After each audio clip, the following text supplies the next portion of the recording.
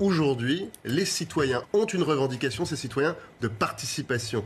Et donc aujourd'hui, on ne peut plus faire comme avant. On écoute Mounir Mahjoubi et quand on l'écoute, vraiment, sa voix est une mélodie agréable à nos oreilles. Le problème, c'est qu'il y a quand même un écart là entre les paroles et les actes. Car enfin, monsieur Mahjoubi, vous nous dites ça le jour même où Bruno Le Maire a qualifié de populisme le fait de demander l'organisation d'un référendum d'initiative partagée sur ADP. Alors si vous étiez cohérent, vous devriez soutenir cette démarche plutôt que de la conspuer. Mais moi, je souhaite très fort qu'on ait des réponses qui soient très à la hauteur sur tous les sujets. Oui. Sur la participation démocratique, sur le pouvoir d'achat, sur la fiscalité. Moi, du coup, Mounir Mahjoubi, juste en une question très courte, à la hauteur. En une question très courte, du coup, vous soutenez le référendum d'initiative partagée qui est proposé sur la privatisation d'ADP ?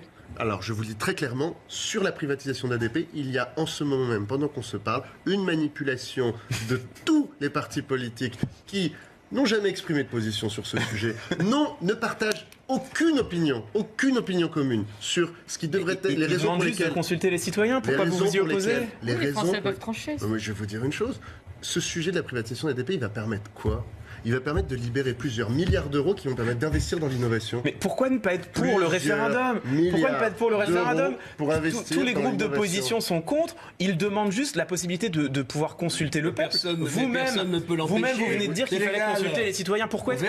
Je note qu'après que Bruno Le Maire ait qualifié cette initiative des parlementaires de populisme, Mounir Mahjoubi parle désormais d'une manipulation. C'est-à-dire qu'on voit bien, encore une fois, il y a des discours et les actes. Oui. Les discours, c'est de dire la démocratie participative, c'est formidable. Et les actes, c'est dès qu'il y a une initiative en la matière, on dit que c'est de la manipulation. Alors, du populisme. Juste qu'on rappelle que les retraités ont été les premières personnes à qui le président a voulu apporter une solution d'urgence dès le mois de décembre en disant que oui, sur les retraités les plus faibles, les retraités avec les salaires les revenus les moins élevés, il fallait d'urgence apporter une solution. J'ai entendu tout à l'heure Mounir Mahjoubi dire que l'une des premières mesures d'Emmanuel Macron c'était en faveur des retraités parce qu'il fallait répondre à une situation d'urgence. Alors c'est vrai, c'est parfaitement vrai. Donc c'est vrai, vous reconnaissez. C'est parfaitement vrai, mais c'est ignorer que la situation d'urgence elle a été créée par Emmanuel Macron lui-même puisque la situation d'urgence dont vous parlez vous-même Mounir Mahjoubi, c'est la hausse de la CSG et la désindexation des retraites qu'il l'a créé. Alors c'est vrai, Emmanuel Macron a effacé une partie de la lourde faute qu'il avait lui-même commise. Je vous rejoins sur ce point. Là-dessus, il n'y a pas de doute, c'est les bêtises du début.